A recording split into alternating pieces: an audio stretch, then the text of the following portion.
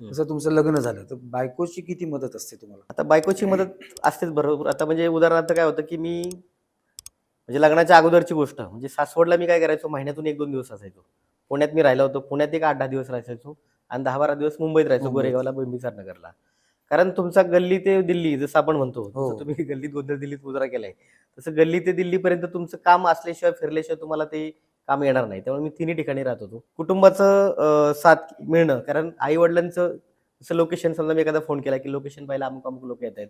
त्यांना ती प्रॉपर्टी दाखवायची. तरी त्यांनी हातातली कामं सोडून ती मदत केलेली आहे. हां, आमचा हां. बारका भाऊ असेल, अमोल आहे, विनोद आहे. त्यांनी भरपूर मला मदत केलेली आहे.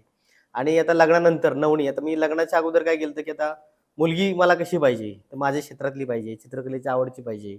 म्हणून मी आपलं सहज मी सांगितलं बऱ्याच लोकांना, पण कोणाचा काही रिप्लाय असा मला आमच्या पाहुणे-रावळ्यांच्यात कोणाचं काही आलं नाही. मग मी Facebookवरती एक पोस्ट टाकली होती, की मला अशा-अशा टाईपची मुलगी पाहिजे, की जी मला मदत करेल.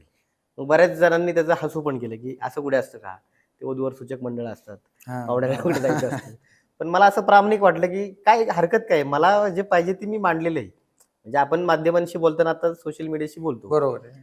तर बोलल्यानंतर मग ह्याच्यातून नवणीच्या रिलेटिव्हला कळलं आणि ती गोष्ट झाली. ती आता ड्रॉइंग टीचर आहे सासवडला आणि अभिनव कला महाविद्यालयात ती कमर्शियल आर्टिस्ट तिने काम केलेलं आहे. आता म्हणजे आता पास आउट झालेली आहे.